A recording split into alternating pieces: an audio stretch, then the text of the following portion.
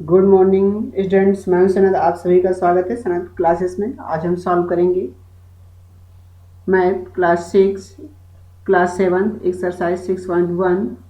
चलिए आइए देखते हैं। सबसे पहले ट्री मेथड जो शेष रहेगा तो इसको पहले सॉल्व करते हैं। ट्री मेथड है arrange the following in tree diagram.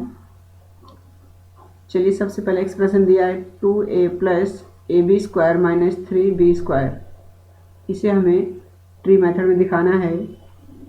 चलिए तो सबसे इसमें कितने, इन सभी को अलग अलग लिखना है। 2a plus ab square minus 3b square, यहाँ कितने हैं, 3 टर्म हैं। 2a ab square minus 3b square, 2a हो गया 1 टर्म क्योंकि यहाँ ऐड से दोनों अलग हो जाते हैं या माइनस हो दोनों। 2a plus ab square minus 3b square, 1 2 3 terms हैं। तो चलो सभी को हमने अलग अलग कर लिया। 2a यहाँ में रख दिया और ab स्क्वायर हमने यहाँ अरेंज कर दिया। इसके बाद माइनस 3b स्क्वायर हमने यहाँ अरेंज कर दिया। अब यहाँ 2a है तो इन दोनों को अलग कर दिया। 2 इंटू क्या हो गए a, ये दोनों मल्टीप्लिकेशन होते हैं। 2 और a दोनों अलग अलग हो गए।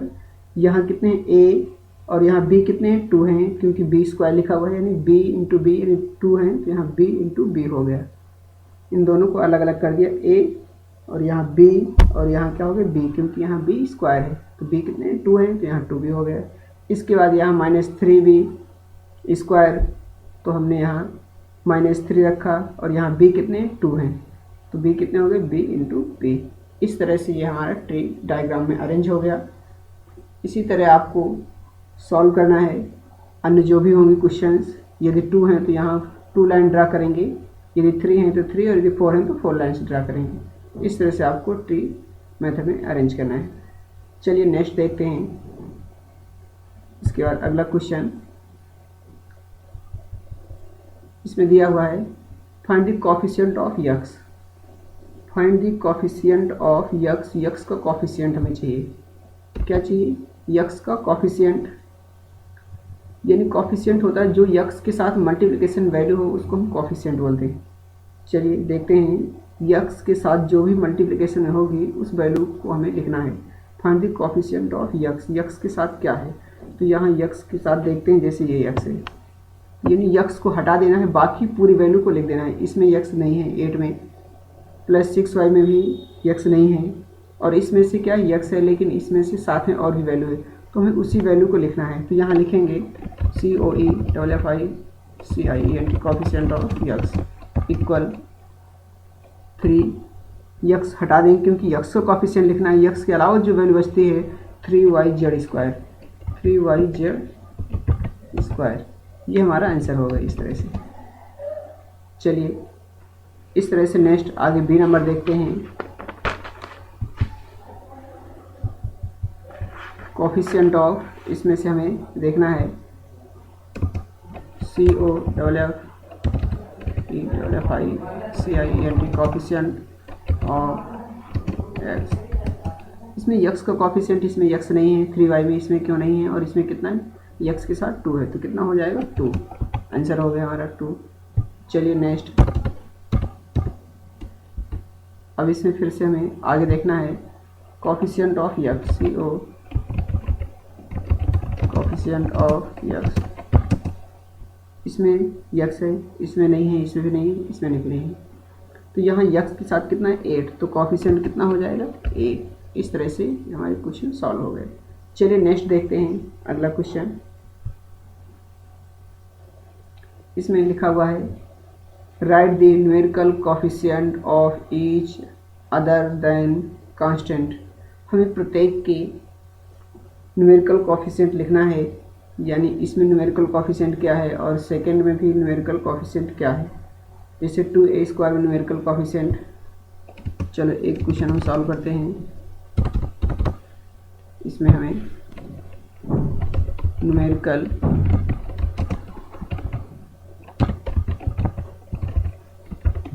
कोफिशिएंट, तो इसमें से इन 2a स्क्वायर, इसमें कितना होगा, इसमें न्यूमेरिकल कोफिशिएंट कितना आएगा 2, क्योंकि इसमें कितना है ये 2 रखा न्यूमेरिकल, तो यहाँ हो जाएगा 2। और नेक्स्ट में जो सेकेंड वैल्यू है इसमें न्यूमेरिकल कोफिशिएंट इन माइनस BC, इसमें जो न्यूमेरिकल कोफिशिएंट होगा, चलो देख लेते हैं। इसमें जो न्यूमेरिकल कोफिशिएंट यहाँ तो कुछ लिखा नहीं 1 2, तो यहाँ जो ना लिखा हो इसका मतलब कितना है 1, तो कितना आएगा -1, तो कितना हो जाएगा -1। चलिए आगे देखते हैं।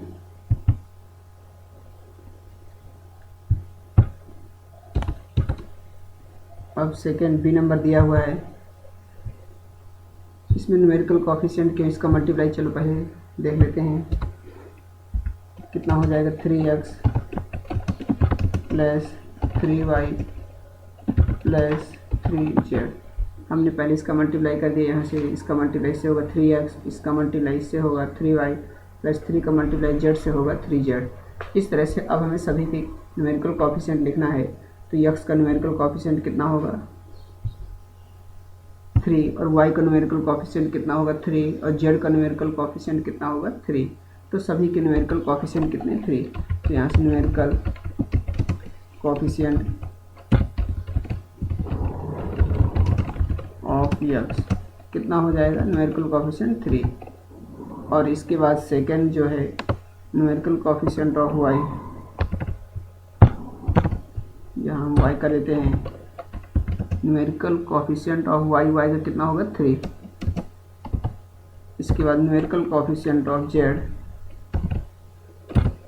न्यूमेरिकल कोफिशिएंट ऑफ z का कितना होगा 3। तो इस तरह से सभी के 3 3 हैं। इस तरह से आपको भी लिखना है। चलिए नेक्स्ट देखते हैं। यहाँ भी आपको न्यूमेरिकल कोफिशिएंट इसका कितना हो जाएगा 2, और इसका कितना हो जाएगा -1। यहाँ कोई वैल्यू तो है नहीं, इसलिए इसका 2 और इसका -1। चलिए नेक्स्ट आगे देखते हैं। डी नंबर,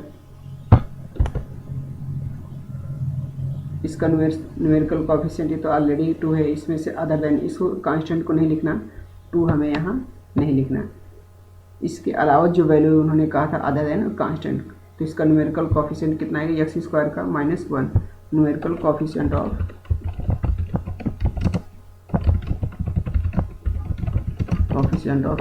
x² कितना आएगा, न्यूमेरिकल कोफिशिएंट ऑफ x² को -1 होगा, -1। इस तरह से अगला न्यूमेरिकल कोफिशिएंट ऑफ x से कितना होगा 2। इस तरह से आप लिख सकते हैं। चलिए इसमें देख लेते हैं। ई नंबर में यहाँ न्यूमेरिकल कोफिशिएंट ऑफ a² का कितना है 8, और b का कितना है 5, और इसे नहीं लिखना है। चलिए इसके बाद आगे देखते हैं।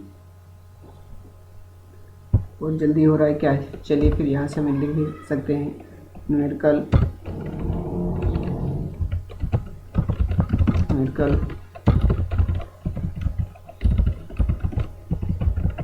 कोफिशिएंट ऑफ a² कितना आ गया 8, और इस तरह से न्यूमेरिकल कोफिशिएंट ऑफ b कितना होगा 5। इस तरह से हम लिख सकते हैं। चलिए आगे देखना है। इसमें दिया हुआ है right the constant term each of the following. अब हमें कांस्टेंट वैल्यू बताना है। क्या बताना है, कांस्टेंट वैल्यू। सिर्फ हमें कांस्टेंट वैल्यू बताना है, CONSTANT कांस्टेंट टर्म इक्वल। इसमें से ये तो वेरिएबल के साथ ही वेरिएबल हो गई, ये वेरिएबल के साथ ही वेरिएबल है। कांस्टेंट टर्म जो सिर्फ इंटीजर वैल्यू 1 2 3 हो, तो ये -24 कितना -24। इस तरह से हमारे क्वेश्चन सॉल्व हो गए। चलिए अगला बी नंबर देखते हैं।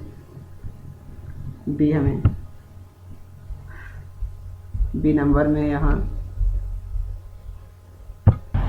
चलिए बी नंबर में दिया कांस्टेंट टर्म कितना है यहाँ 24 है, इसमें तो ये वेरिएबल है x y है, और यहाँ भी वेरिएबल है, तो कितना है 24, कितना हो जाएगा 24। चलिए नेक्स्ट देखना है। अगला क्वेश्चन नंबर दिया है कांस्टेंट टर्म। इसमें से आपको कांस्टेंट बताना है। Constant term CONSTANT constant term equal, यहाँ ये वेरिएबल है, ये वेरिएबल है, और ये भी वेरिएबल है, और ये कितना 6, कितना हो जाएगा 6। चलिए आज के लिए इतना ही रखते हैं, इसके बाद मिलते हैं नेक्स्ट